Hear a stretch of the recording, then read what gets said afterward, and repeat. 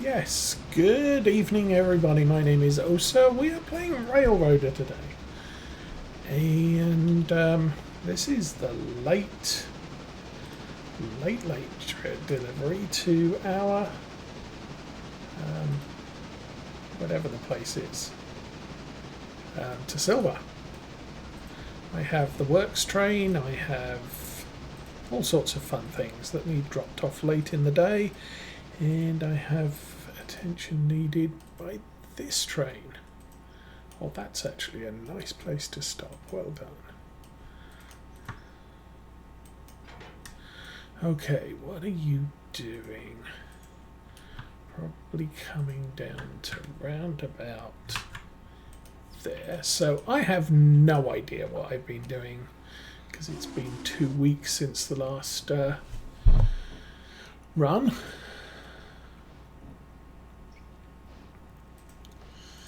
But that train is heading here.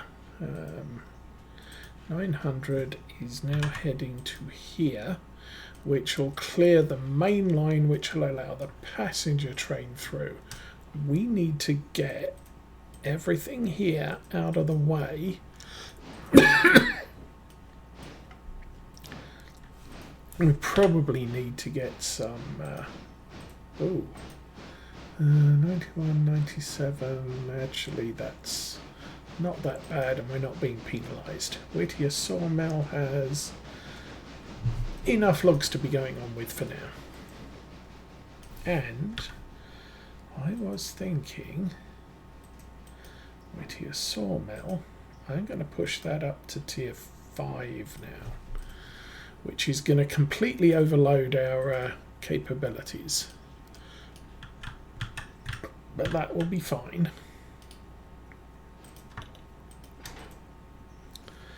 Okay, how's that car doing?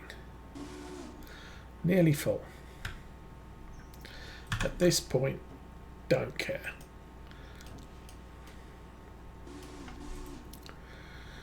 The main thing here is to get the line clear for when the main freight comes through. This lot is all going Ela Farm Supply, Stenzel and Stenzel, so they're all freight behind us. Not worried about that right now. Gonna drop these off. We're gonna push all of these into the sidings there. I'll pull these 3 into that spur just so they're out of the way, and we'll go get some logs because our log cars are empty.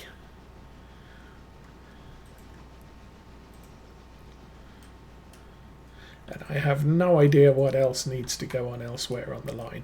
Obviously, we're going to have deliveries, Bryson, Alaka.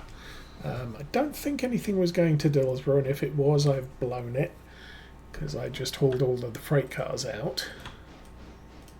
I could probably check the Dillsborough. Oh, Dillsborough Shunter's there. The other 2 heavies are there. Oh, there goes the passenger train. Yeah, there's no freight cars here, so we're good. Let's get number 12 done. Did I just get delivery of... Hold up. Oh, I didn't... hang on. Ooh, will it work? Okay, let's push this back to about there.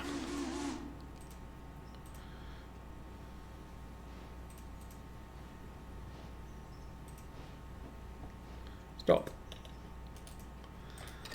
Nice. And we just got paid for the other one. Good. Okay. Next job.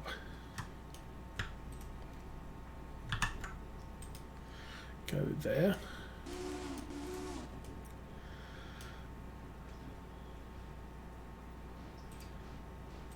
And we have a good sized sum of money. So, yay. Right. 1, 2, 3, 4, 5, 6, 7, 8, 9.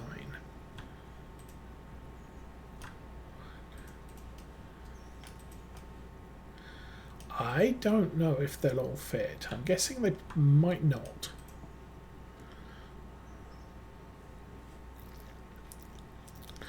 But we'll definitely give it a good go.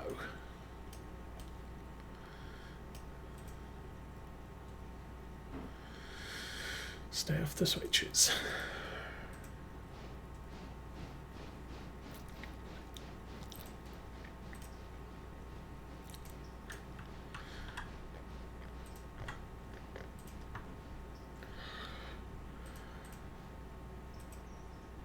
I also don't think there's anything in the way of freight currently sitting at Sylva. Okay, I'm going to run this.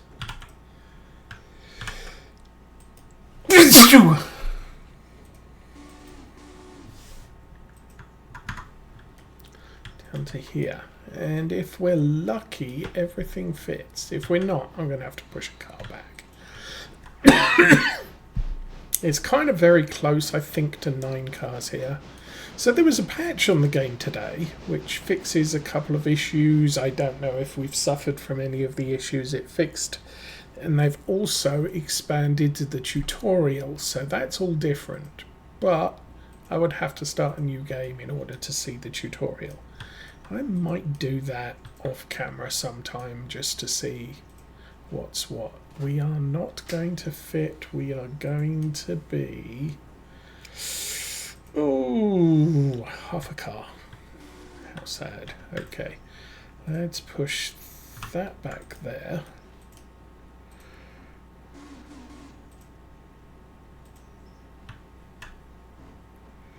And I think we've got some more Bryson deliveries anyway. So...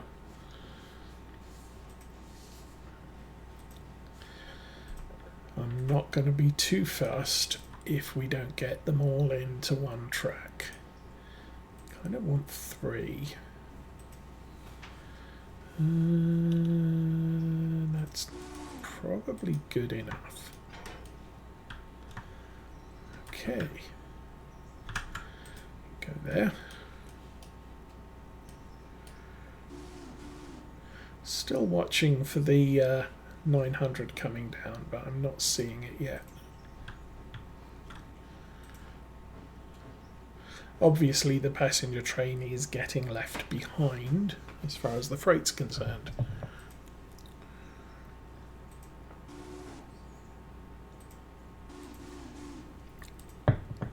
Because the excuse me, the passenger train will be stopping at Wilmot.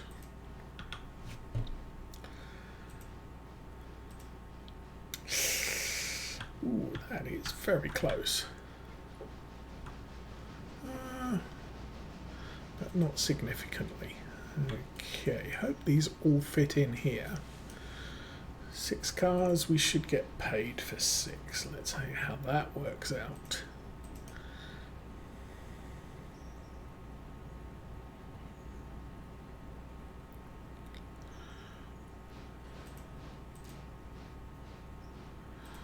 If they don't all fit, then we can always take the last car out.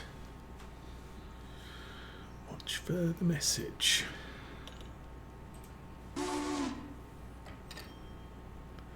Deliver of 6 cars, we're good.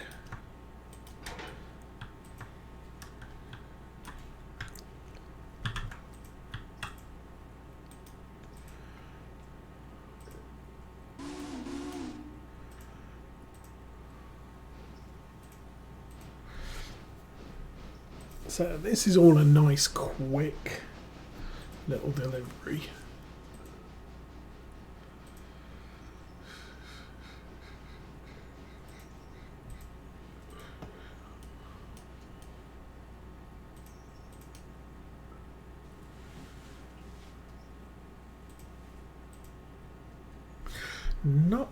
I don't actually know what we've got coming. I think we do have 5 skeleton cars, so we can put some logging cars up at L3. we'll do that when they arrive.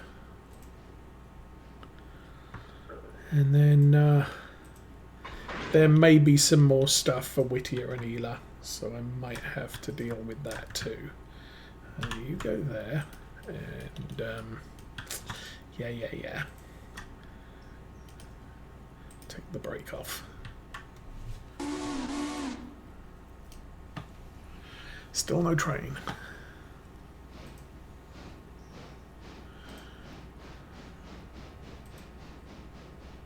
That's an interesting thought. So did they add anything new here? Ricardo, Mastodon. No. How much is that? 24.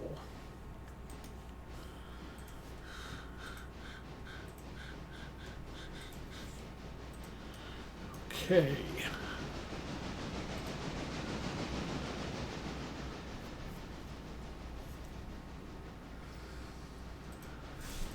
So as soon as that's in place, we'll go move some cars out of the way.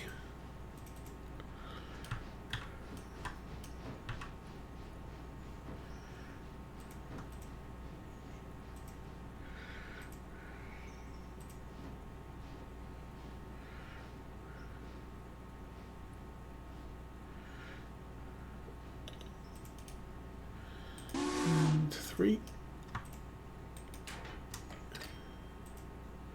Payment of 3 cars. Good.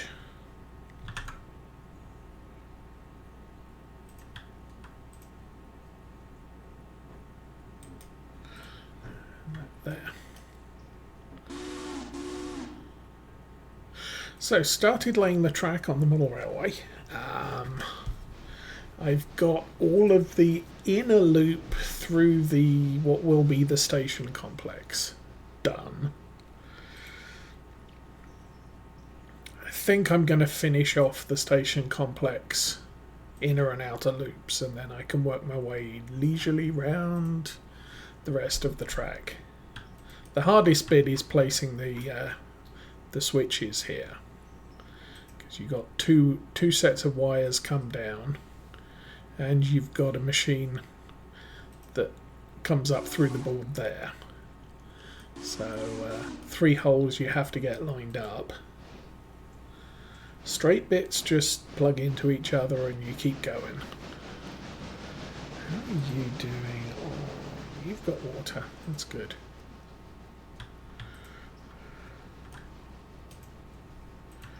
Now the other thing they've done is they've also... Oh, there. They've made that more sensitive. There we go.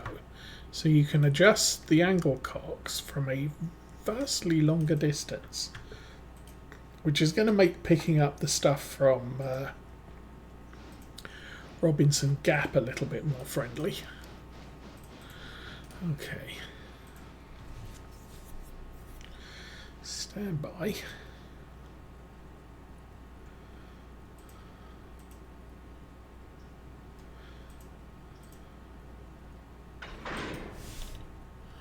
Oh, the passenger trains arrived at Wilmot, which should mean we should be looking at a freight train coming. We are indeed. Okay, you need to get well out of the way. And I need to figure out what's going on here. This is all the Nantahala Works train. And that one, and not those. Okay, Alaka. That too, I believe, is Alaka. Alaka Copper Mine, Appalachian Hardwoods. So Bryson, and then Connolly Creek L3 for about 6. Holyfield Heating Oil, and a few more for... Oh, there's another one for Ela House Supply. So, this is a little bit awkward. Hang on a minute. Ela House Supply, Whittier Sawmill, Holyfield, yeah, whatever. Okay, but this is not stopping here, so put the brakes on there. Disconnect that. How are you doing? You're not finished. You are now. Okay, I'm gonna put the brakes on there. Set you off, and you can now go there. Meanwhile, as soon as you've cleared, I want to go to Bryson. Bryson Depot? Yes. And here we are. Oh, we've got... Oh, we've still got stuff. Okay. You may... not you. 900 may now go there. And let's go back here.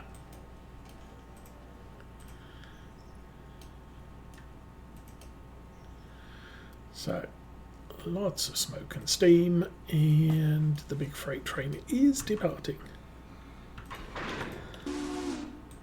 Connect up the glad hands.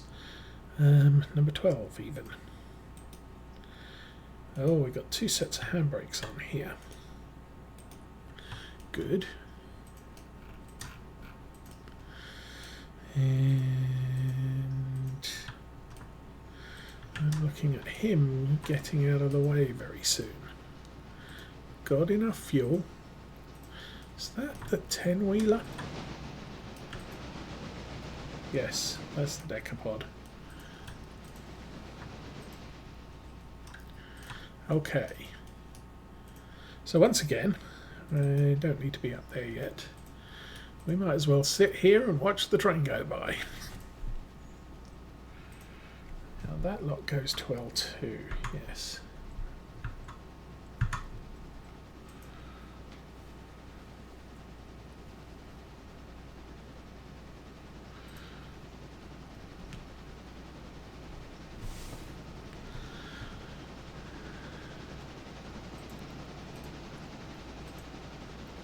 Alrighty.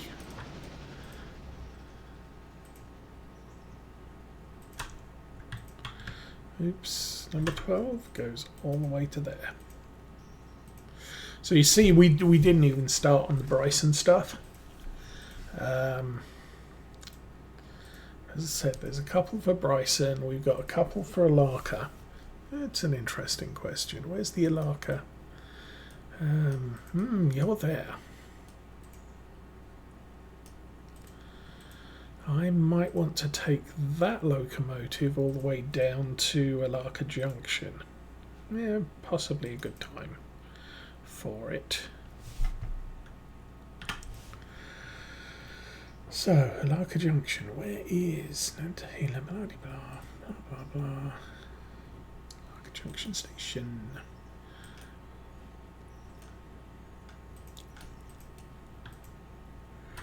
And Alaka waypoint, and you can run your butt to there and be ready to bring stuff back with you.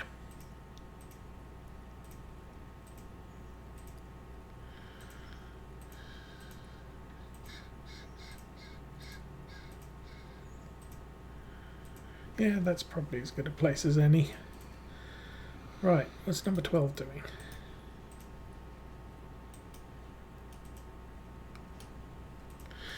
Okay, this is a little bit of a time-saving run. Now that this is here.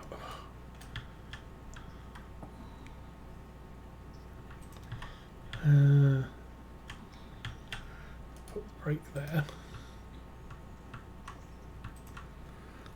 And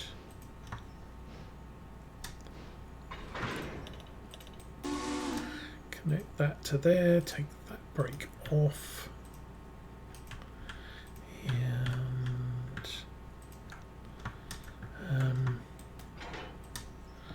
Do that. Okay, so let's get the logging supplies where they need to be. L2.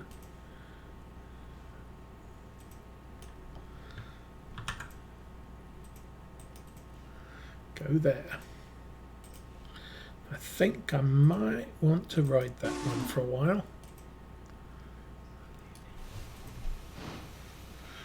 Did we have the Wilmot train leave? No, but we... Oh, yes, we did.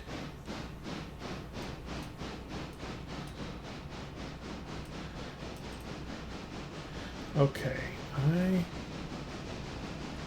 don't see any smoke yet.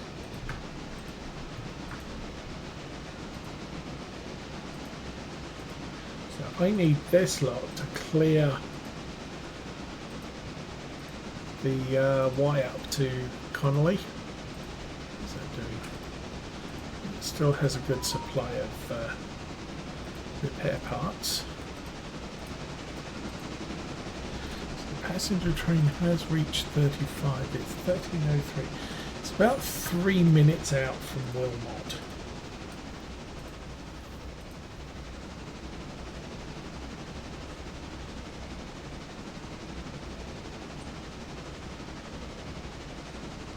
So I don't think it's reached here yet.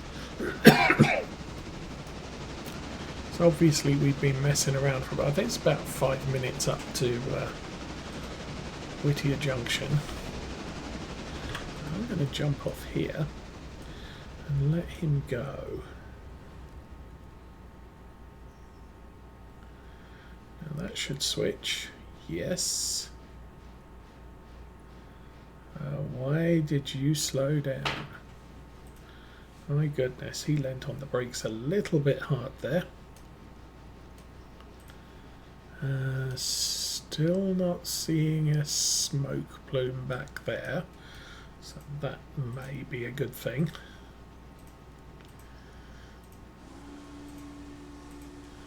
Yay, toot toot. And he is hopefully heading up the hill, since that's where I told him to go. Okay, yeah. And that way, still no smoke.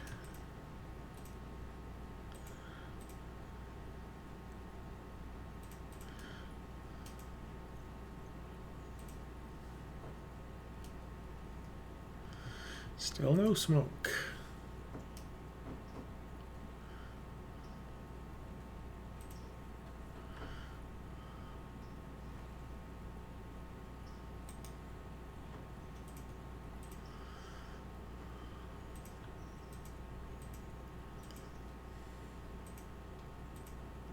I don't even know where I've sent the passenger train to switch at. Oh well.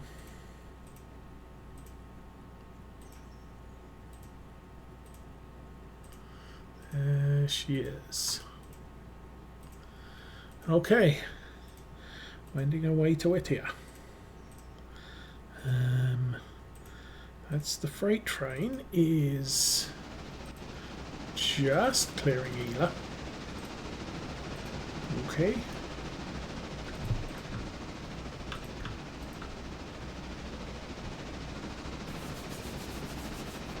That's good. And let's head back to number 12.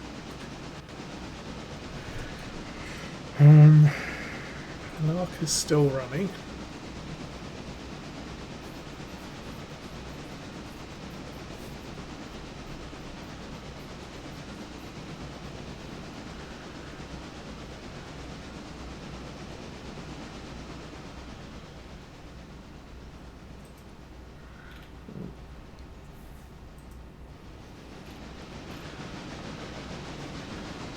Down for a couple of bends.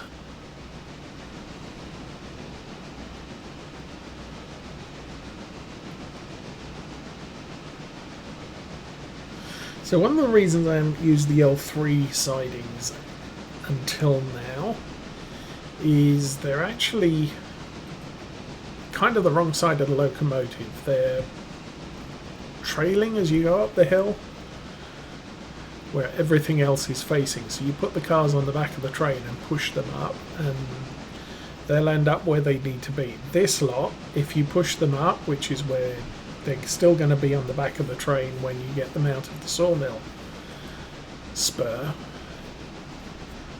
You have to move the engine round to the other side so you can drop them in the sidings that they need to be in.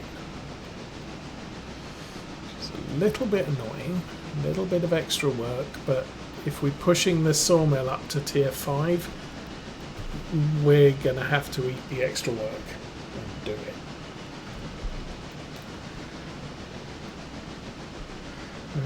Passenger train. Huh.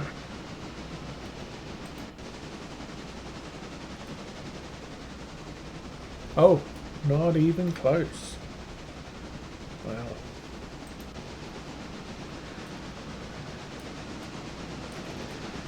And then on the way back down we'll collect those logs and drop them off. So we've always got something loading somewhere. These have been sat around for a little bit too long. That's okay.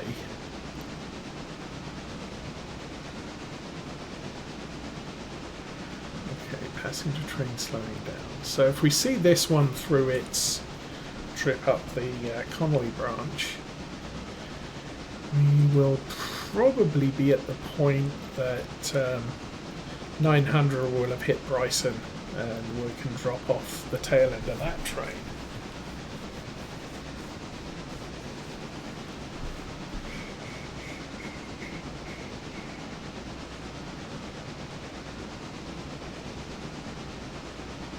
Anyway, arrived at Whittier. 12. So we're quite well into the afternoon now for day 23.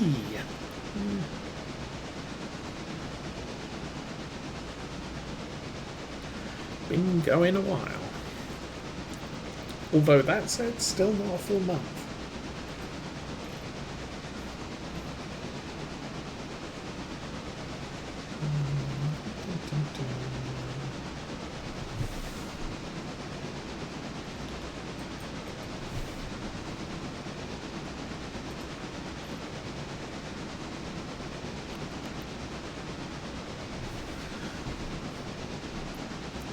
Oh, we got paid.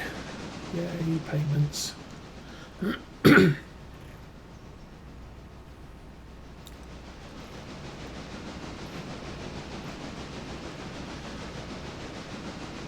So I never really bothered painting the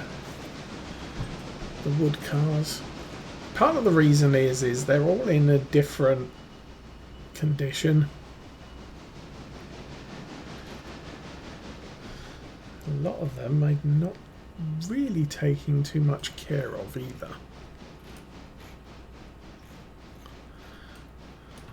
Okay, let's follow this in. Spinner Tornado 94, good day. Welcome to Railroader. Come on, stop already. Actually, they're not in too bad a condition. So, brake on, disconnect. So the L3 stuff is up here, which means the train has to push the cars in here.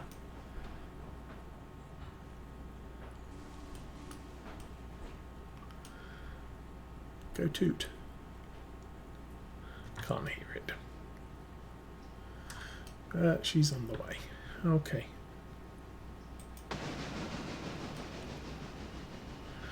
So with any luck, they will... Well, she's at Bryson. They will start filling up soon. Not sure how many logs we've got at L2. L2 has 20 logs. 3/8 24. So not a full train load. Need to turn L1 around pretty quick. L3 is full and ready to unload. So jump back on this train.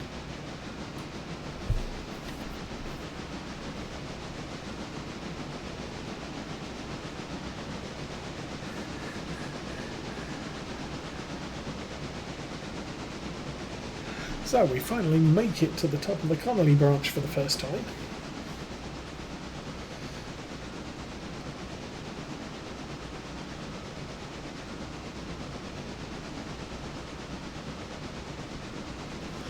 And then go get the rest of the log cars back to... Hang on, why are you going that way?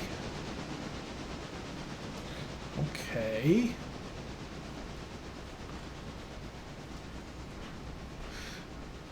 Should have gone down the left side line, I believe. Well, it doesn't make much of a difference.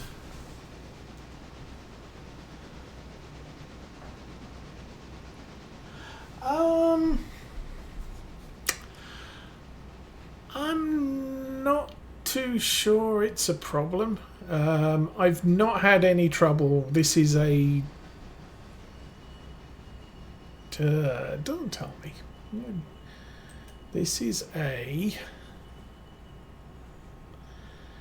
T22 10-wheeler. So we've got sufficient power to run the log trains. What I am worried about is when I get to pulpwood and I'm pushing a whole bunch of pulpwood cars up here, because they're a little bit heavier than these skeletons. There's enough room there. I mean, obviously, if I want to run all of the logs at the same time and do some form of storage down at Whittier, that might become a problem. But this locomotive can quite happily run 8 full cars up and down this line with no trouble at all. Did I get enough? Yeah, just about. Oh, we could get an extra one. Yeah, there's enough room for one more. Maybe I'll order another one later. So, handbrake on there. How many do I have? 1, 2, 3, 4, 5, 6. I could have got 7.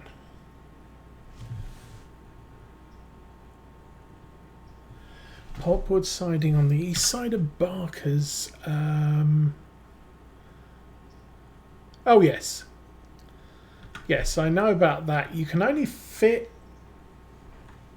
I can't remember if it's 3 or 4 cars there. So, it's not very big. That's the problem. So, it's usually better. I find it easier to bring a full load of pulpwood up to these 2 sidings, because they're the biggest and the most friendly. Okay, let's get you to go there, and we need to take care of this guy who has a delivery. Ooh, didn't make it, did you? Appalachian hardwoods, a local cotton mine. Okay. Handbrake on, release that, and we need... Actually, don't need to do that. Oh, come on. Go away. Go down here, and 900 can now go there.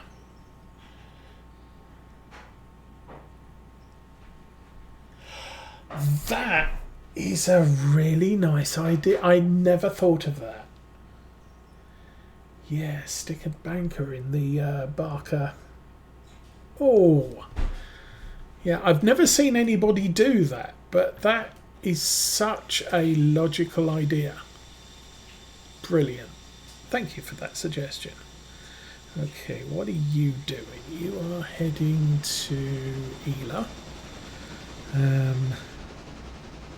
So let's go check on this guy, because he is now departing. I want to get the shunter out now. Switcher. I should probably check on the turntables in the right direction. Yep. How's your coal and water? Very good.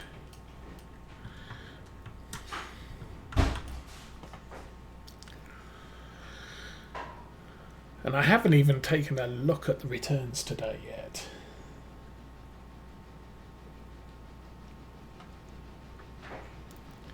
I mean, for the most part, I'm finding the locomotives I'm running are capable of doing what I need to. I've got rid of all the starter locomotives.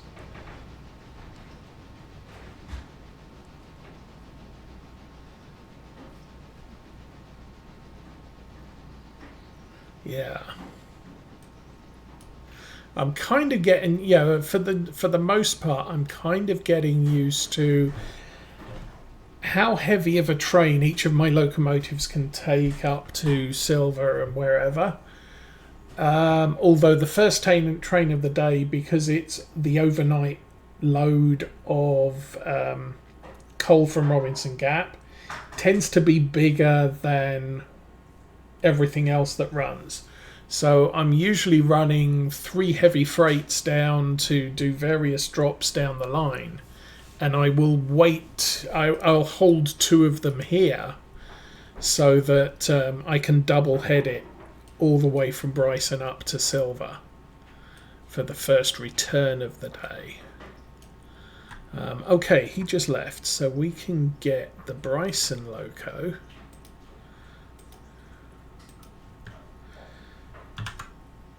There.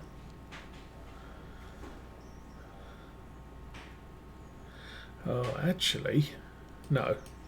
Let's get the Bryson loco to come down there.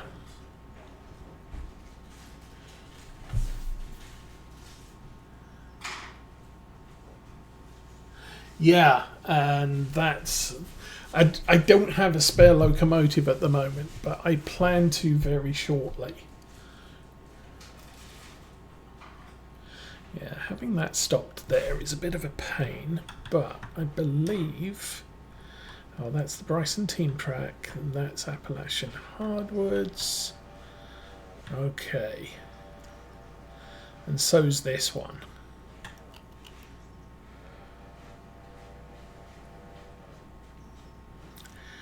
Because I'm probably going to end up with a similar problem for... the red marble grade once I get that going. Okay. So send that to there. We'll keep going. What's number 12 doing? He's going a little bit slow. Oh, good catch. Okay. Connolly, no. R1. And number 12. Drop off the logs. Switcher at Dillsborough as the banker.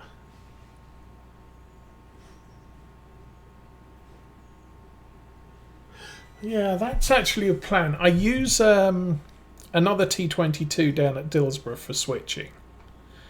I find the T22s have a little bit longer legs than the actual switchers. The switchers tend to...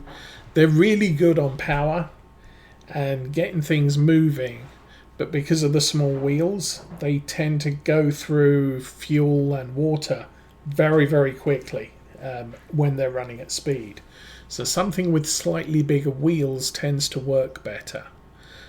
Although that said, my favourite locomotive at the early game is this one, which is the G23.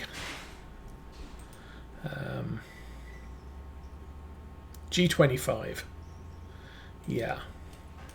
That one it's got a good amount of power and it's a good medium freight locomotive for the most part. Okay, 10's arrived, 11's arrived.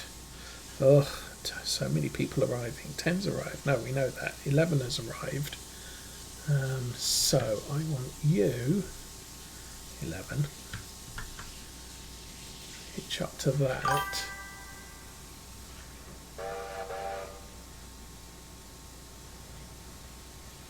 Yes. Yeah, you want big... In general, you want big wheels for passenger trains, because once you're up to speed, you're using less fuel for distance. For freight, you want smaller wheels because of the traction, but these wheels are so small, it gets, it's not very fuel efficient when you're running at 30 miles an hour. I noticed that because one of my early playthroughs, I used that switcher on the Connolly branch, and it was going through fuel like crazy.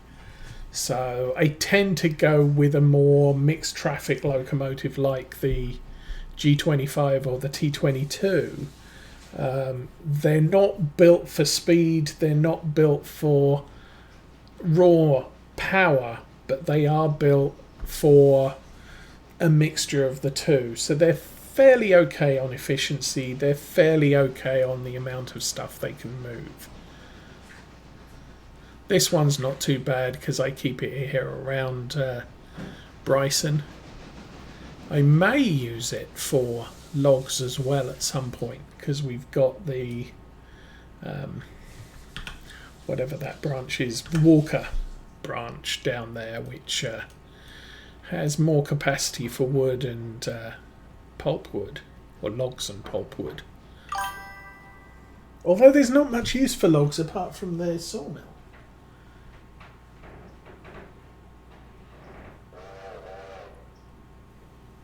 Yeah. So, okay. So all of this lot are going to Appalachian hardwoods, except that one there, which is going to the team track. Which one is the team track? I can never remember. That one. Okay. Oh, we're going to have to wait till the passenger train comes through if we're going to do that one.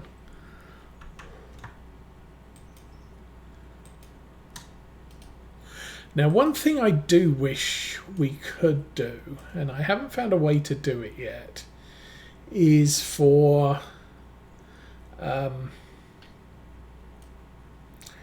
when we have the you can set a passenger train running, and it will run to each stop and stop at the stops it's set for.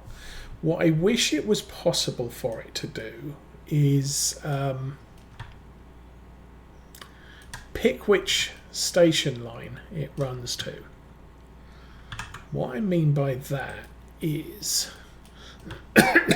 Bryson Depot is both of these tracks, and I wish I could specify that the Bryson passenger trains going west went to track 1 and going east went to track 2, and then I could set everything up so they go both ways. Now I could use the CTC controls to do all of that, but it would be nice if there was some way to AI it to, without having to say yes, AI to here, and the train coming the other way, AI to here, and then reverse it back. Also, the switches here can result in some weirdness. But it is what it is. I'm not too worried about that. Oh, you're going through there.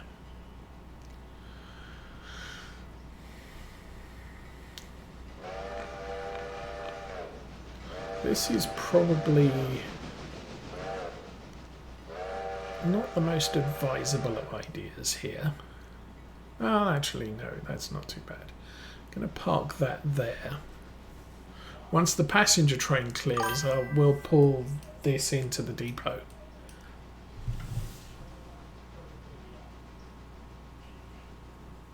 Oh, now that would be a good idea. The other option is, I mean, I haven't played with the timetables yet. Can I find the timetables?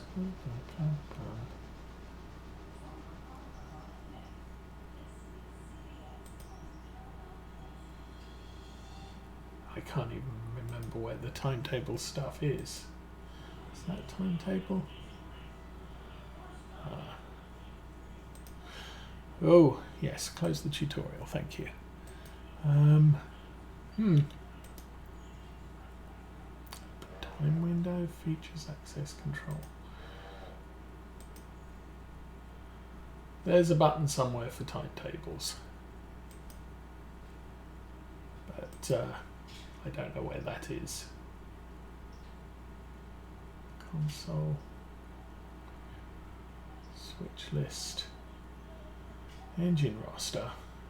Engine roster. Oh yes, that panel there. Oh, I need to turn it on in features. Okay.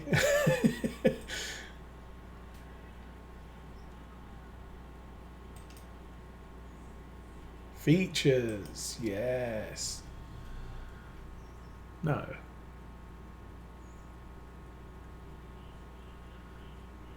Huh.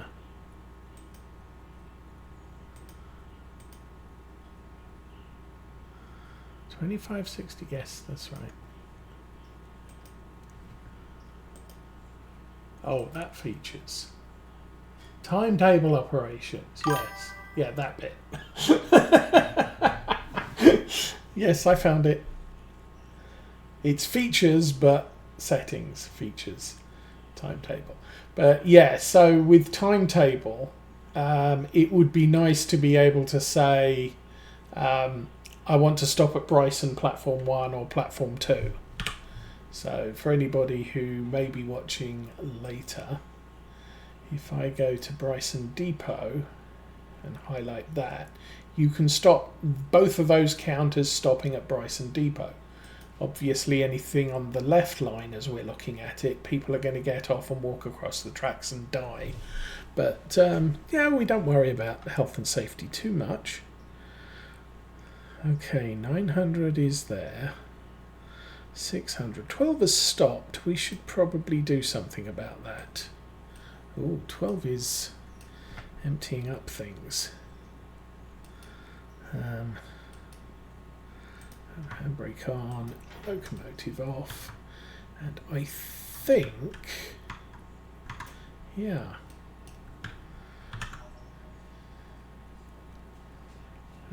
Actually, number 12 should be the one to do this, not number 11. So yeah, it would make things a little bit easier if you can. Yeah, obviously from my accent, I'm from the UK, so where I've got a double track that's a passing loop, if you're going, you're always taking the left track as you're in the direction you're heading. And that way you can use the passing loops quite nicely.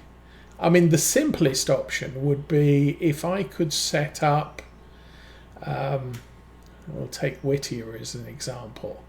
If I could set Whittier up so that this switch is that way, and this switch is to the left. So a train coming down here will move through the left line. A train coming the other way would move through the left line. I might leave that switch the way it is at the moment.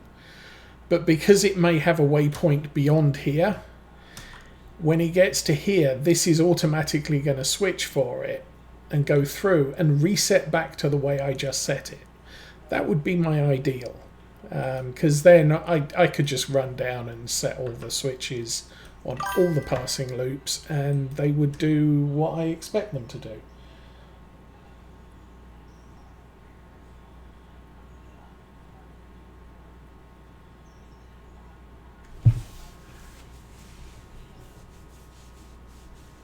Yeah, and that's kind of the thing.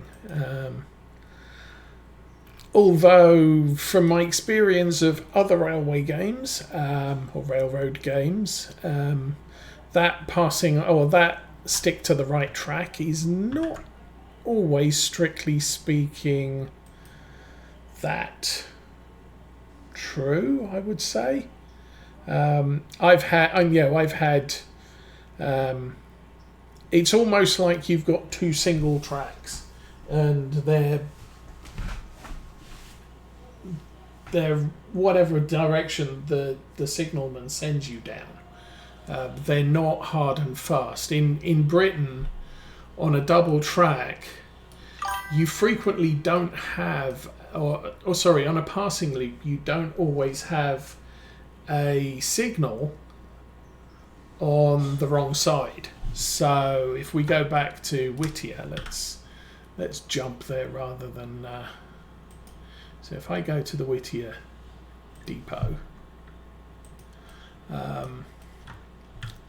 there would only be a high-level signal here, and there would be a ground signal there, because you're not expecting a train to come down this one. You're expecting all the trains to come down this one. But you will have a ground signal because there's a freight yard here, and we might be pulling freight out and coming off the passing loop onto the main. But yeah, it's different things for different places. What's number 12 doing? It's doing its thing. 900 has stopped. Indeed. Okay, so I do believe all of these are Laka, and these are all.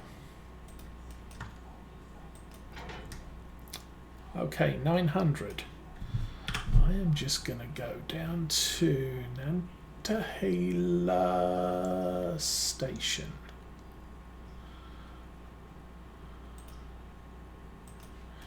And, oh, come on, go away. Close, close, close, thank you. And 900 can now stop around there. Okay, 12 has arrived at waypoint, 11 has arrived at waypoint, 10 has arrived at waypoint. Oh, 10, yes. Bryson, 12. Oh, Bryson, yes. Alaka. We're going to have to clear those out of the way anyway. So what I should do is, let's get those moving. And number 12, I do believe the tanker was the car I just connected to. So do that, handbrake off. Number 12, we're just going to take everything and sort it out as we go along. That's Ela, that's Holyfield. Those are Stenzel. So let me go to Whittier. Whittier depot. Yes, indeed. And we will. Have I got the Whittier train load? Yes. Always have problems with that. Yes. Well, I mean, the other thing is America tended to have vast tracks of single track with passing loops. Britain always, pretty much all of the main lines are dual track. The branch lines are single track, but you only have one locomotive running a branch most of the time. The big branches would be single track with passing loops, but it allowed for higher speed, and with Britain, your cities are very close together, so you don't really have time to switch things out and switch them back. You just want a train to leave London and head for Scotland and not have to worry about all the trains coming in the opposite direction, and you don't want it slowing down for diverging onto a passing loop or anything like that. In America, you've got vast tracts of land with nothing.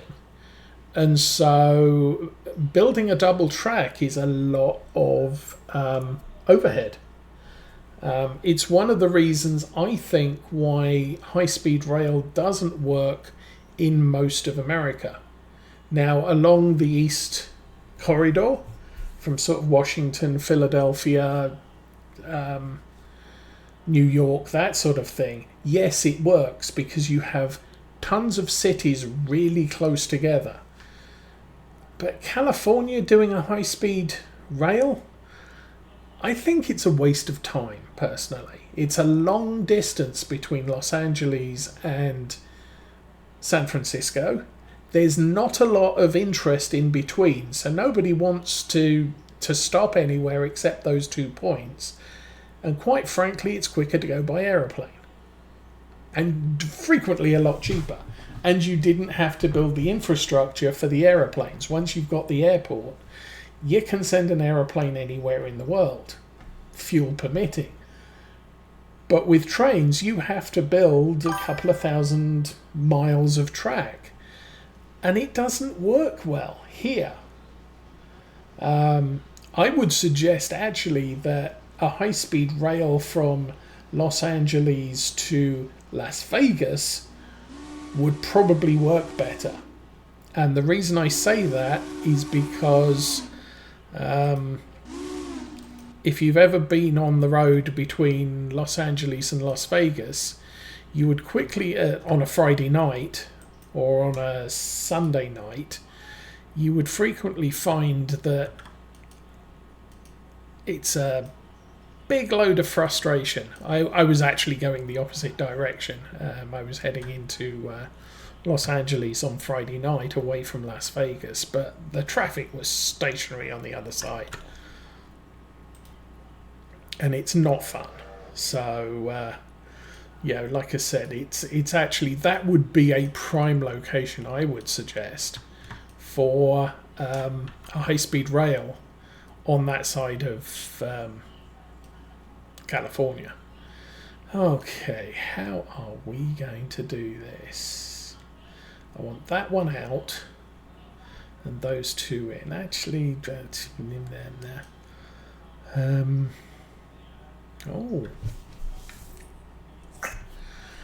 what could we do?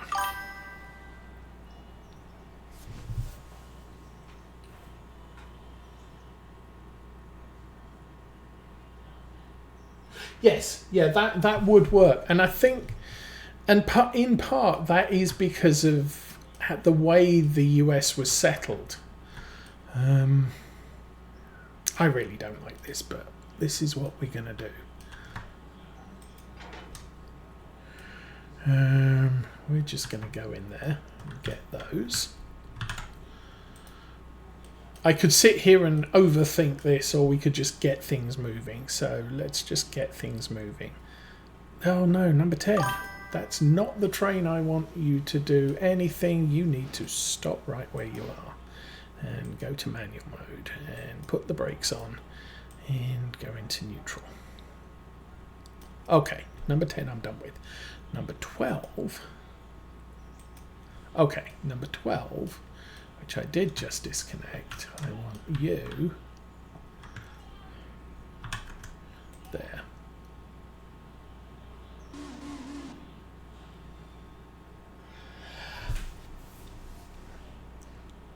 Yes, but I think the interstate system works. America never really went for high-speed trains. I mean, by the time of the early 1900s, Britain's trains were travelling a lot faster than American trains, on average. And European trains were generally running a little bit faster than that, especially once the diesels and the electrics started coming in. Britain's rails suck these days, but it's because they're still working on the basis of rails built in the 1800s.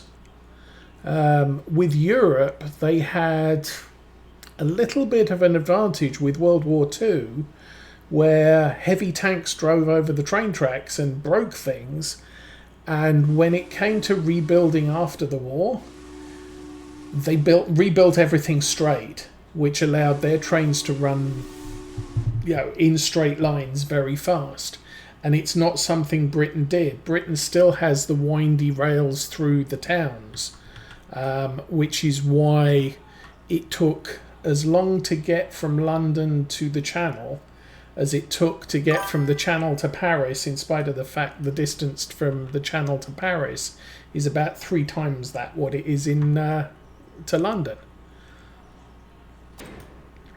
But then instead of going trains, America went aeroplanes. So, completely different kettle of fish there. Let's go there.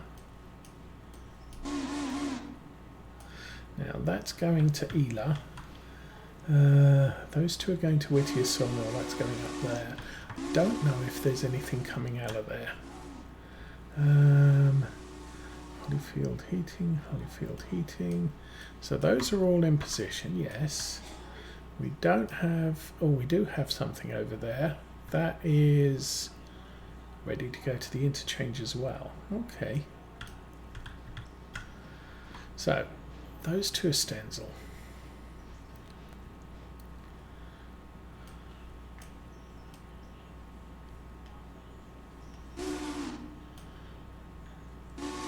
Oh. Oh no, this is going to work out great.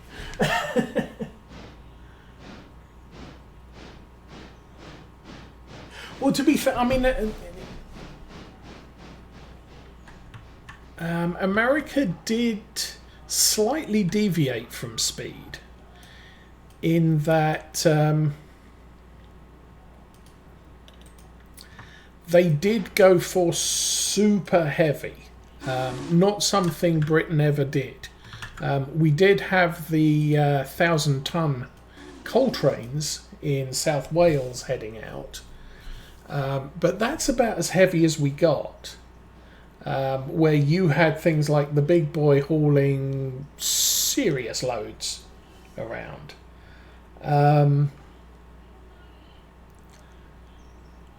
Britain did really go for... trains running at 100 miles an hour was a target. From what I'm aware, in Britain, the fastest train averaged 70 miles an hour. It was called the Cheltenham Flyer, ran from London to Cheltenham at an average speed of 70 miles an hour. That includes acceleration and deceleration at all the platforms.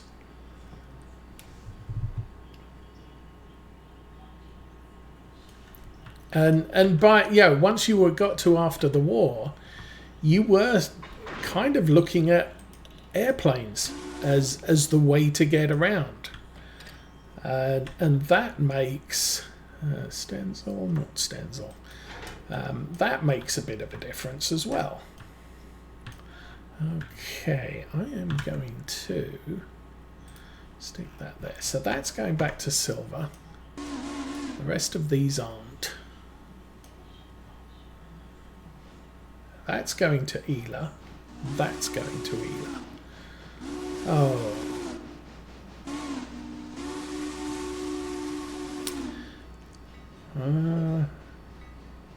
This might be a bit of the problem, but the passenger train's already been through here.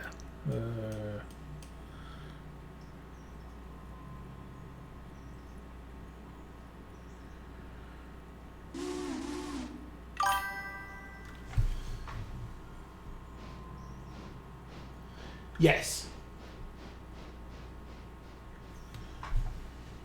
I mean, it was after the Second World War that, the motor vehicle started getting into its own. The motor vehicle effectively replaced a lot of trains in the UK. And once the highway network became a thing, I should not do this, but I will. Oh, actually, no, that's not a problem. Road building became more important than rail line building, and Britain's feeling the consequences of that, because they closed down a lot of lines, which they're now finding in the modern day they really wish they hadn't.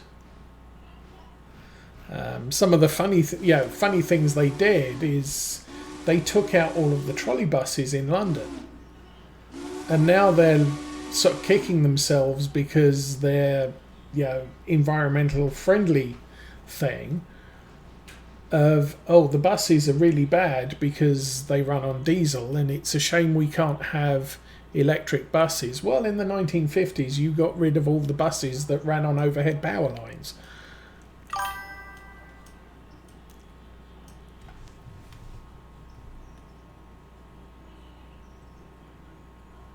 Yes, that does still. I think that's a big benefit in America, is you can have huge trains hauling out of the major ports around the country and hauling goods anywhere. Now, obviously, you get to freight depots where you swap the stuff off the train onto the back of trucks, but that whole big haulage, and the problem is then it's the freight companies that determine what runs, and that's an issue if you wanted to run national. Let's turn the brake off. If you wanted to run national passenger services, especially with high speed, you're competing with the freight, and the freight is priority because it can't go on aeroplanes because it's too heavy. Unless you're doing personal mail type things. Excuse me. Oh, I got a light. Yay!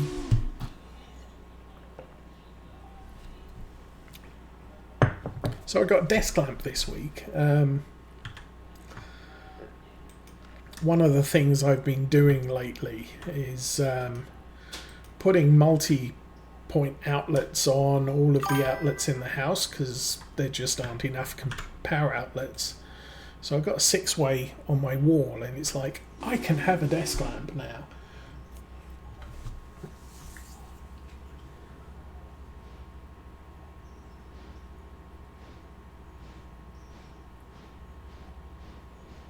Yeah. I mean, that is an unfortunate problem. I mean, you just have to look at things like the breakup of who was the phone company?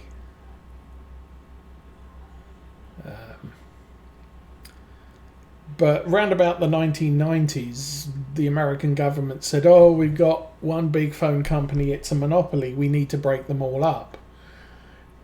And over the last 20 years that I've been here, it's like the successful phone companies have been buying up all the small phone companies, and we're getting to the point where there's 2 or 3 left. The problem is the in one industry, obviously we're talking railroads here, so in the industry of moving freight around America, the companies that are most successful are always going to buy out the smaller ones. It's a little bit different in the UK. That was actually forced by the UK government. The UK government got involved. After the First World War, a lot of rail companies were very impoverished because basically the British government said, you need to transport war materials around, and we don't want to pay for that. So you had lots of overworked trains that hadn't been maintained because the companies were unable to pay for it, and they were expected to pick up the pieces.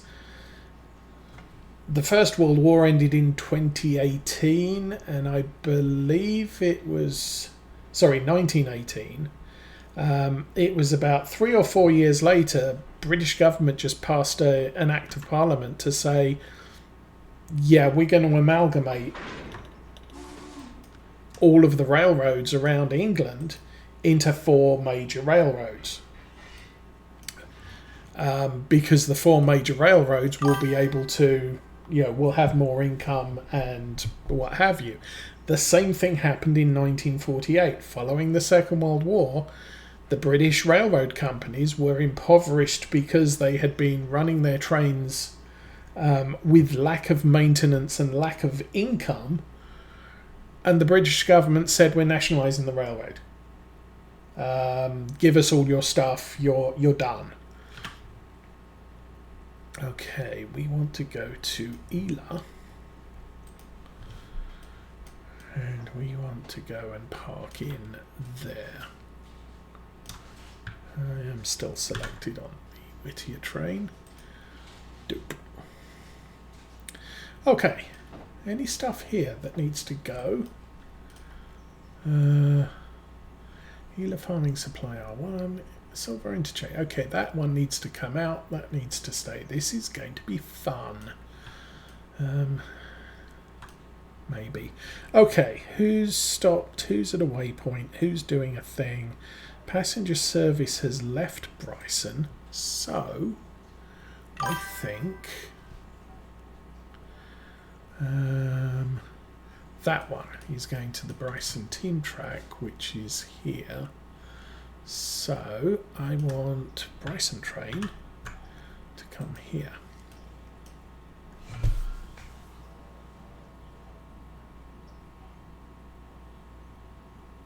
Yeah, and it's these days that the bigger a company gets, the more capable it is of buying out its competition, and it's not looking at partnerships, it's looking at competition, and it's basically saying we need to take out the competition, so we'll buy them. During the mess up with the mortgage issues back in 2008, the big banks bought out the small banks. They were given government money to help them survive the crash, and instead they just bought out all the competition that they could afford, which isn't what they were given the money for, but it's what they did, without stipulations on how you use your money. Companies will eliminate what they see as competition, and there's not a lot anybody can do about it, and splitting them up really doesn't work that well. Okay, you're going to Whittier, you're doing things. Okay, so all of these are off to Appalachian hardwoods except the first one, so handbrake on. Bryson's number 11. Pop that there. Alrighty, things are happening. That probably needs to, nope, that's staying, that's going. Okay, we've got a couple of things here. I'll worry about that later, because obviously we'll have some more returns from wherever. This train 900 I'm not fussed about, that's got to drop off the work train. Then I'll probably run that up to Robinson Gap.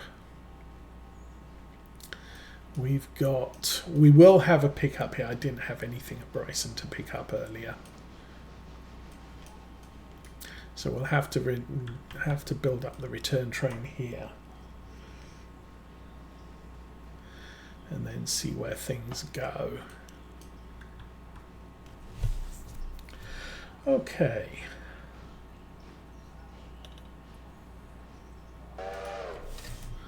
Block that off. But yeah, there's a lot of argument to be made for and against private ownership, public ownership.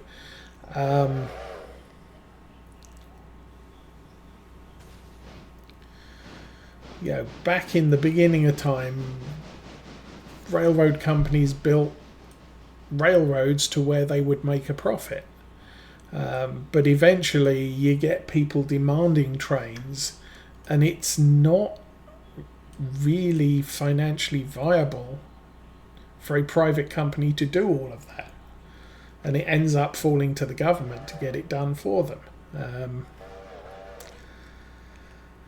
But I mean, it's because one of the things that happened in the 1950s after British Railways was amalgamated into a single company was there was a review done, and the group doing the review looked at individual lines and said, this line doesn't make a profit, therefore it should be closed. What nobody ever considered when they did that was, while that line doesn't make a profit, we do have a feeder to a main line. And the problem that then happened was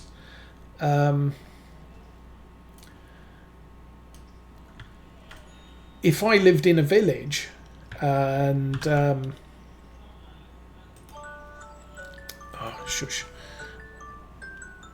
and there was a small train line there which wasn't making a profit for British Railways, I would get on that train, go to the main town and take the big train down to London. So I was participating in less of a loss on the feeder line and part of the profit that the big line was making. The problem is when they close the feeder lines, I'm forced to drive my car to the main station.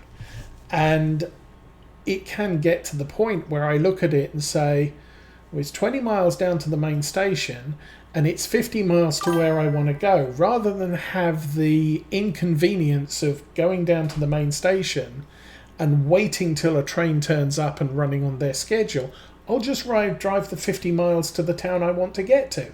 And so I cut out the train entirely. So they found that British Railways didn't make more money in the process of shutting all of the non-profitable lines. It made less money because the main lines lost passengers that were captive when they got on at the small feeders, and people weren't inclined to drive half their journey and take a train for the rest of it.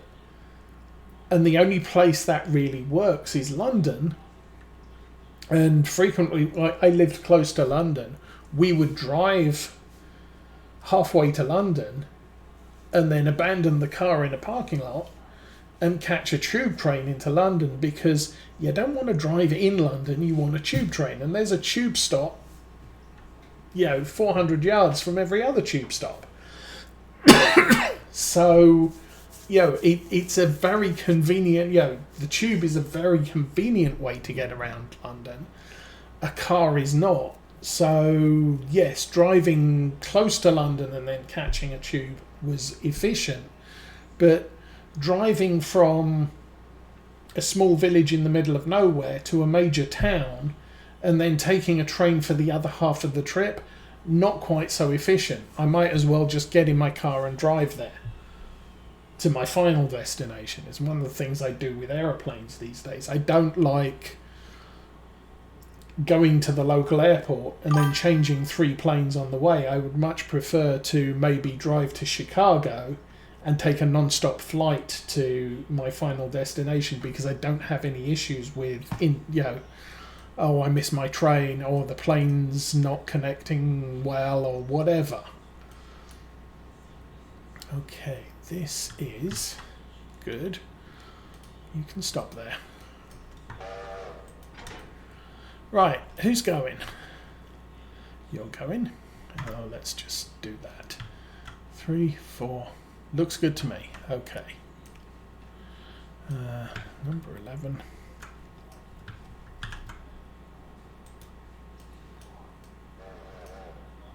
And we'll turn the banners off.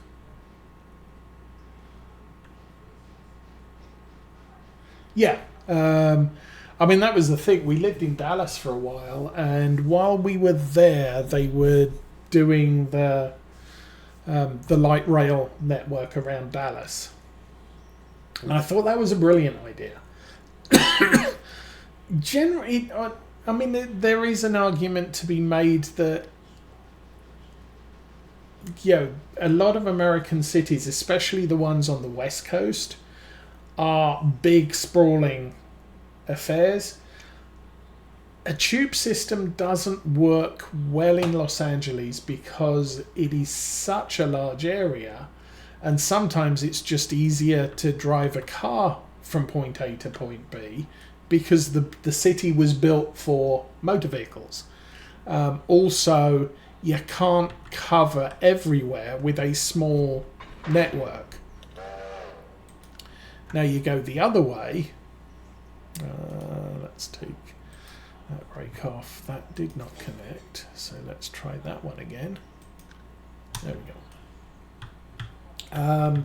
San Francisco, having a tube system in San Francisco, brilliant. Chicago, brilliant. New York, brilliant maybe, although the crime's a bit bad there, I understand.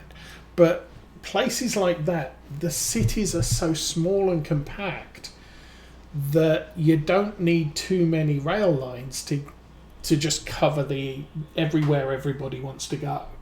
I mean, London has about 10-ish tube lines, and between them they cover everywhere. But there are some places, if you want to go from point A to point B, you have to change 3 times to get the most direct route. But, that's a battle of logistics. So you're staying. You're very close to being full, I think.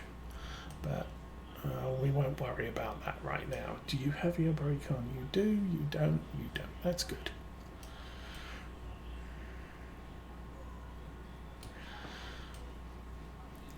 And we've got 4 going and 5 staying. That's okay. Clank. Disconnect. Connect. Make sure those 2 are still in the right place. Good. Okay. Now this lot is going to be a mess. G3A, R1, G3A, R1, R1. Okay. That's actually not as bad as I thought it was going to be. So the first 2 go in there. The next one goes down there. The 4th one goes in there. It'll work.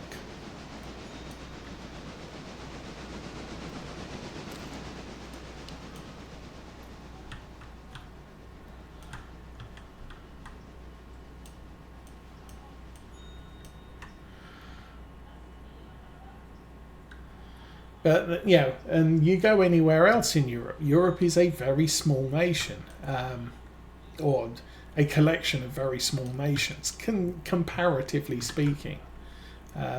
You go back far enough, and you still say it, just over 100 years ago in the UK,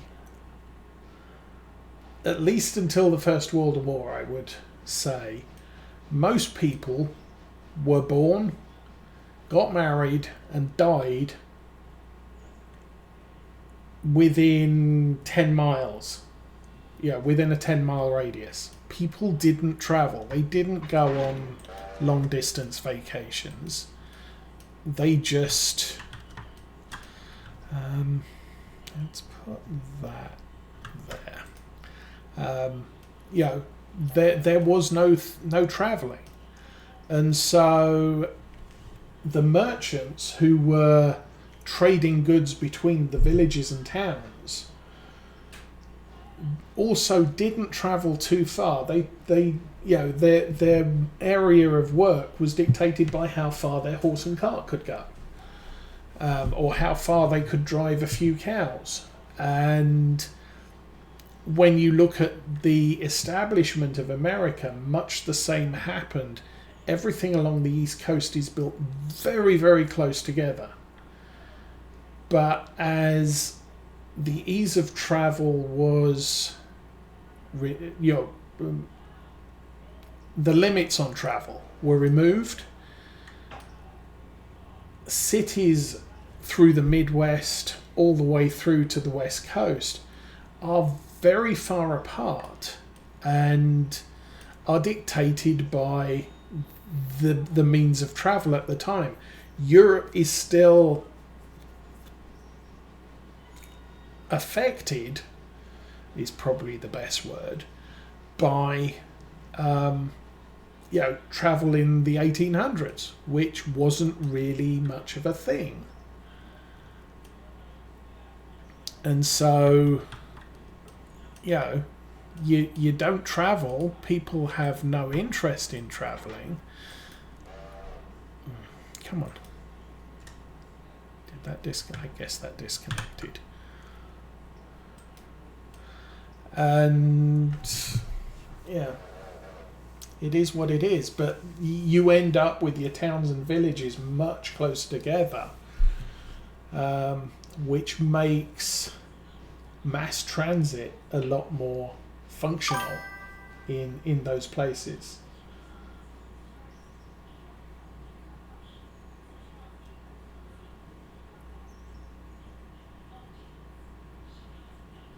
Yes, yeah, very much so.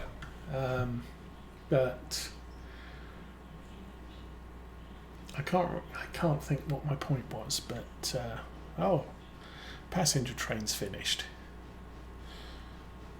What is the time? Well, we've been running an hour and 20 minutes, 30 minutes.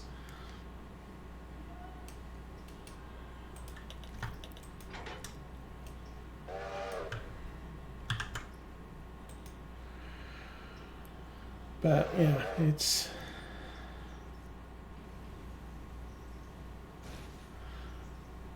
an interesting thing. It's an interesting thing to look at and how things happen. Countries used to be small because it's the area you can exert an influence on with a guy on a horse carrying a message. And America never, once the expansion west started happening, the railroads existed, the telegraph existed, the area you control was no longer limited by the speed of a horse. And that opens up all sorts of possibilities. Okay, handbrake off, you go.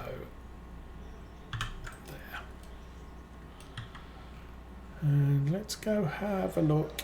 Oh no, the passenger train's still running. This one stopped. Indeed. Okay. I am going to break the immersion and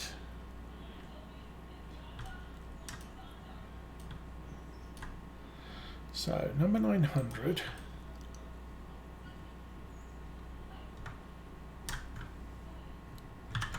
Now I know I probably have some cars down there that need... Oh, I've got one of those. Oh no, that's just not on the coal loader. That's fine. Let's turn that off. And actually, you know what I can do? I can go here and say... Nantahala coal loader not in sight. There is a car at Nantahala Power and Light that needs to return. But frankly, I'm not too fussed about that. I'm not sure if this spur is long enough for all of this, but we'll have a go. This is only the second works train, so I'm not going to open that yet.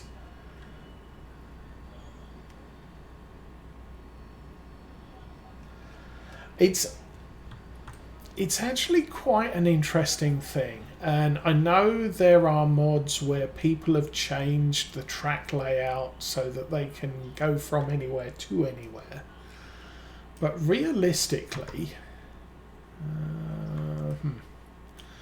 let's go check at this end.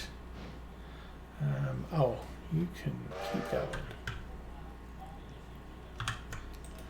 going. You look at something like, let's go to Whittier. Whittier Depot. Okay. Now, we can sort the Stenzel and Hollyfield services quite easily because we've got this passing loop here. But it would be really nice, for example, if there was a crossover here so I could actually service this without either having to run all the way around the corner that way or all the way around the corner down to here. But there isn't. And the railroad company had a reason for that. Switches are expensive. Switching mechanisms are expensive. And when this, I don't know when this railway was built, but in all likelihood, if you had any sort of switch control centralized, you would have had a switch box possibly on this side because then it has a full view of everywhere. And you can't support switches at a great distance because they were operated by big metal rails that you moved with the lever. And so companies didn't create a situation where if you came in, you could go to every single platform on a station.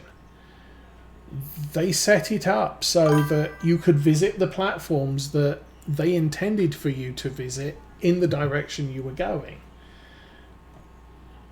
And so you look at a lot of people who build model railroads, and they build, I'm coming down here, so I've got to be able to drive straight into here, straight into here, straight into here, and we'll make a loop there so we can drive straight in and straight out the other side there.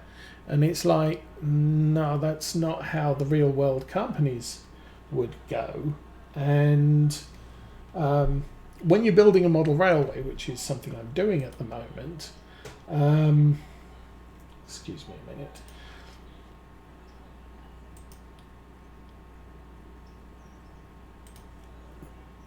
I would, basing something on a real world design actually makes your model railroad cheaper to build because you don't have to buy 50 switches. I need 3 and I don't need a vast amount of space to model this, whereas if I had a double track coming, and see if this was a double track coming in, then I would want to have a switch going that way and a switch going that way. So, my double track would come down here. I've got a double cross there, a double cross over there, and it would just, it gets very expensive very quickly.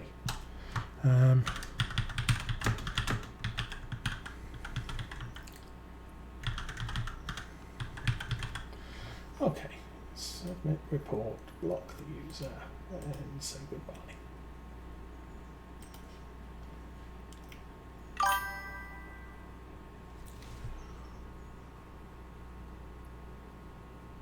Yeah, and so the model railway I'm building in the basement at the moment, I've got about 10 switches. I'm really not putting out much of, and I'm basing it, the whole layout on a real world location. Oh yeah, you can back up there.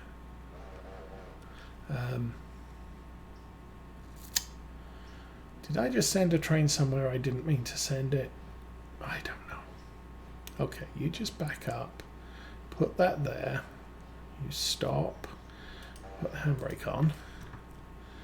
Okay, that's good. Now, come on. Let's get you there. How are we doing? Oh, no. Let's get you there.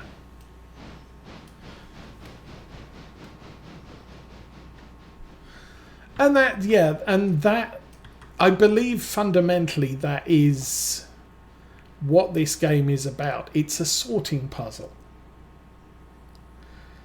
And it's up to you, stop, to figure out the most efficient way of sorting the freight cars. One of the things I do when I'm playing this game is... Nope. Yes, settings. Interchange blocking. You can have it blocked by destination, so all the cars going to Stenzel are parked next to each other. Mostly blocked means it's kind of mixed up. Somewhat blocked, there's always going to be some sorting. Hostile, I actually call it anarchy. It's just things arrive and yeah, just figure it out as you go. Yes, and it's kind of what makes the game fun. Let's go back to Bryson. There we go. Oh, what's going on here? Oh, right. Okay. Handbrake on that. I do have the Bryson train sorted, so go here. And we'll turn the banners off again. So, what's going on at Whittier? Whittier, oh yeah.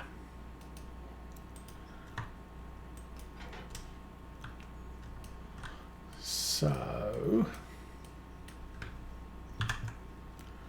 come round there. That was Whittier, good. Bryson is there. Alaka. Okay. I want to move Alaka again. So, Alaka, I want to run there. I'm also not running with cabooses. I kind of would like to, but I think that adds another level of complexity. Yes, and that is the thing with a major railroad, is they decide how things are going to go. Now, one of the things I've done with the Whittier train so far is, excuse me, I'm just going to go down to Alaka town, which is where the passenger train is, so we don't have to pull that up. And I want number 10 to come here. But also it's sort of the way things are designed to work. If we go back to Whittier, locations. Oh, where is Whittier? And it's what I've already, I've been doing it without explaining it. But at Whittier, at least from a UK perspective, you don't want to block the main line. So what tends to happen is the train will come in, it will drop here and pick up from here, and it may cross over and drop here and pick up from here, but then it'll head out to Ela. At Ela, it does a run round on the train. In actual fact, it would probably go all the way to Bryson, which is the main yard. It would drop off stuff for Bryson, and then it would take the Ela and Hollyfield stuff back, and it would come in here, and it's dropping on the trailing. It's never dropping on a facing. So when I'm coming this way, I dropped off at Stenzel, I picked up from the team track. I did not do anything with Hollyfield. And I've got Hollyfield tanker car on that train. So if we go down to the Bryson train now, not the Bryson train, but that's as good a place as any because it does need to get sorted. So handbrake off. Oh, that was a little bit close.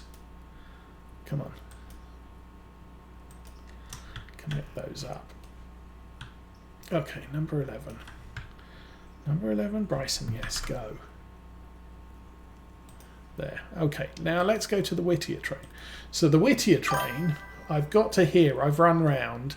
I can now drop off at Ela because it's trailing.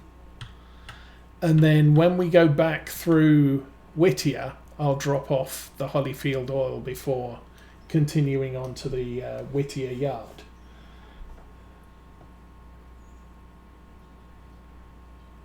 Yeah, and that kind of works for the US. Oh, how am I going to do this? Because these two are staying here. That's Ela House Track. That's Ela Farms. Okay, I can do that. Handbrake. No, we've already handbraked that, so that's good. Drop off the trail, the tail end, and come through to there. Okay, number 12. You're going to push this here. I hope. I hope that's long enough. Did we get a message? We didn't get a message, so that may be okay. Now 900. Actually, oh, please have you left? Oh, you have left Alaka. Okay. Oh no, 900's refueling. Ooh, be careful. All right. So 900. And now, actually, you've got water. You haven't got much, but there's a water crane down at Alaka Junction. But I think probably a good idea to fill up here. Yes, but I mean, even then,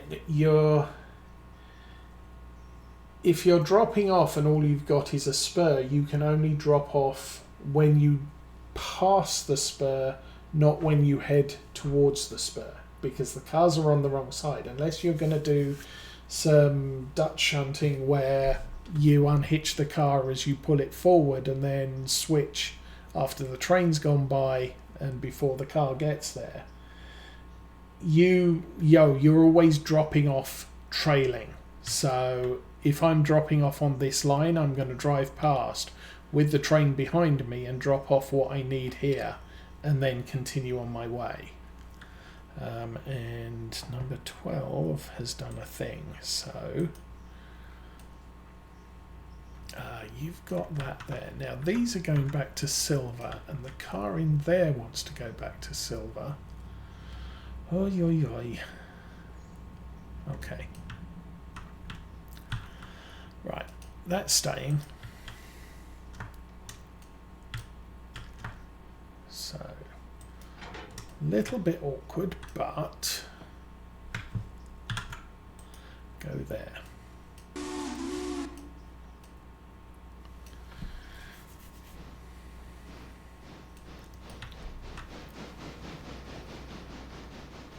Now I've got too many cars coming out of there. Actually, no, that's fine. Okay. So yeah, it's sort of the trailing trailing's drop off philosophy is, and it's something that was strongly encouraged in the UK, and so you would, if we had one freight locomotive running Whittier to Bryson, we would actually head from Whittier to Bryson and just drop off the team track and stencil in Whittier, and then take everything down to Bryson, and then run around, leave the stuff that's staying at Bryson, pick up returns from Bryson, and then come all the way back and stop here at Ela and at Whittier for Holyfield, and then drop everything off in the yard. It was the most efficient way to do it, and it doesn't involve, I have to run around the train half a dozen times to do the freight pickups and drop-offs. So I think what I'm doing here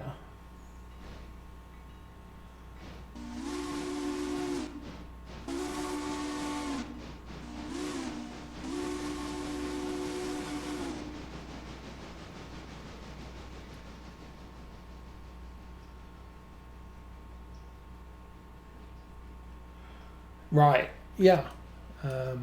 I think that's a more complex idea, but yes, I mean, it's part of freight operations. I guess it depends whether you want to be a train driver or a train controller. For this, most of the time, I'm not driving trains. Because this has multiplayer facility, I guess the task lists, is it switch lists? Setting up switch lists is and then assigning a player to a switch list and a locomotive gives you the ability to do that. Obviously, the train doesn't have to stop to pick up its dispatch orders. Okay, you're there. Connect that. So, what do we got? Those three are going. I am going to take those three out and put them here. That's close enough.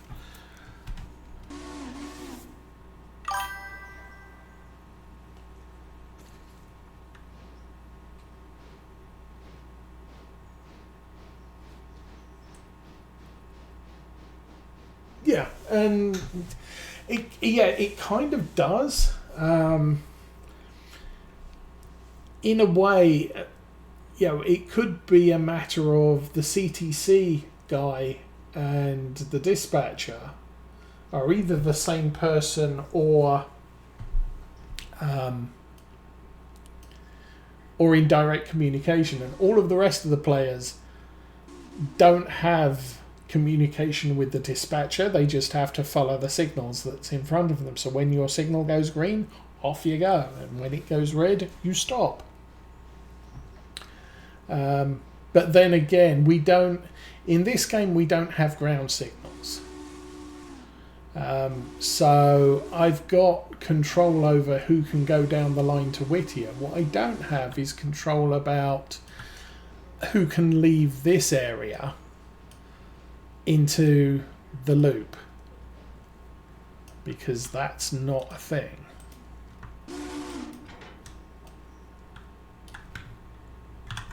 Okay, you're there. Oh, who's doing things at the moment? There's so much going on.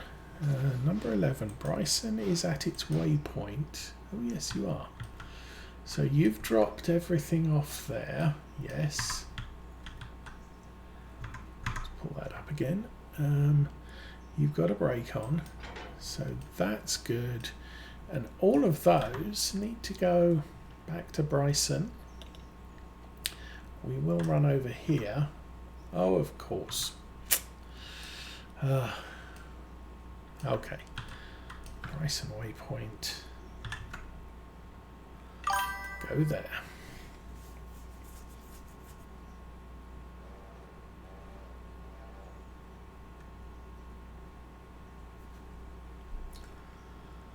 Yeah. Yeah.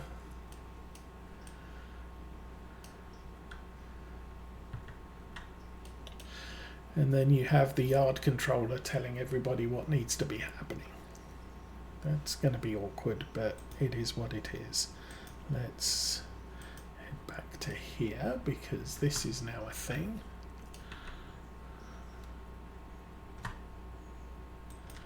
Connect that, disconnect that, and number 12 needs to come here. I like the new buildings here. Definitely an improvement over open fields.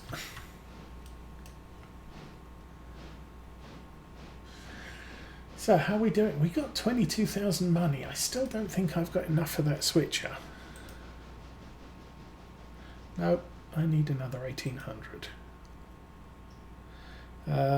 He's 900. Oh, 900 needs water. Probably not in the right place for that. Nope. To us. 900 manual. Oh, I get to drive a train. Yay.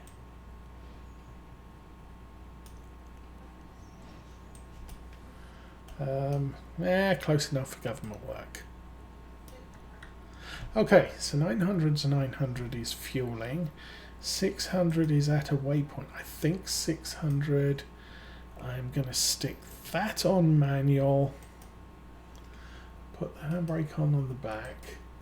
So off camera, I'm going to turn around the passenger train. I might do another short stint here later. Whittier is dropping off.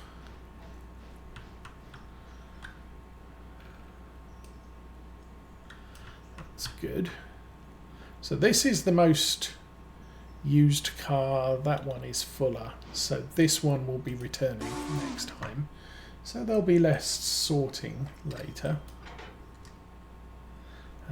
Actually, I should have the Whittier train.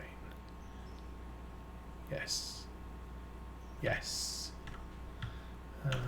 Whittier train goes to there.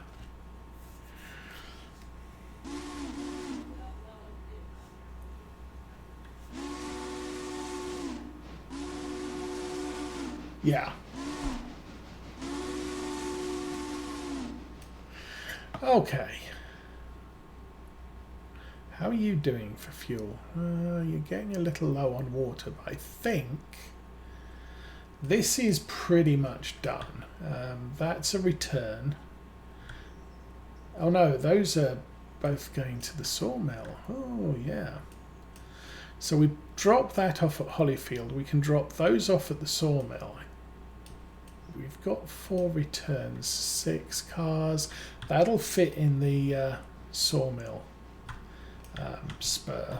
So let's get this all sorted and on its way. And stopped. Bryson, Alaka. Alaka's in a place.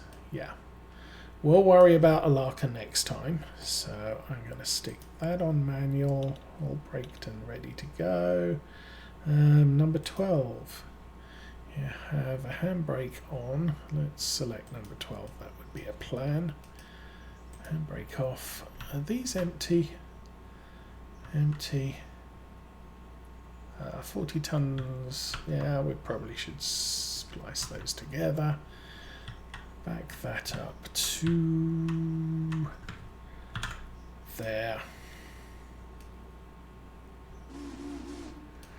Okay, well, it's getting a little bit late. It's a work day, so thank you for joining us. Thank you for the conversation. But for now, I think the trains need to go to bed for the night. So Bryson is at a waypoint. Is it? What are you doing? Oh, yes, you're there. So I'm going to get all of these things sorted out, and next time we won't have a lot to do, but it'll be enough to keep us gainfully occupied for an hour or two. What is 900 doing?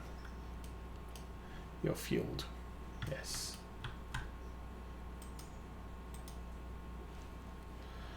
I will set 900 off back to Alaka because it's a long way. Larka Junction, Larka Junction, Larka Junction. Go.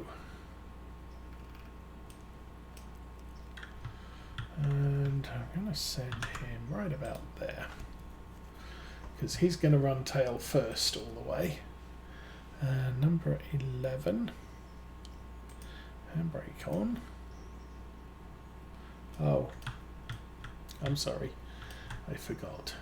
Handbrake off. There you go. You do your thing. And number 12 is at the waypoint. Yep. Whittier Sawmill. We have a thing there.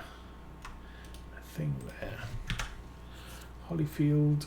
Heating. Go. Okay. None of those are ready to go, so I'm just going to send him there. So, 12's going to drop off the oil. Alaka we will do next time, and I think I will go for a 4th episode for day 23, but there's a little bit more to do today than we normally have. But for now, as I said, it's a work day. I need to get some sleep, so I'm going to wish you all a good night. Thank you for watching. Thanks for the conversation. But for now, I'm out of here. Have fun, everyone.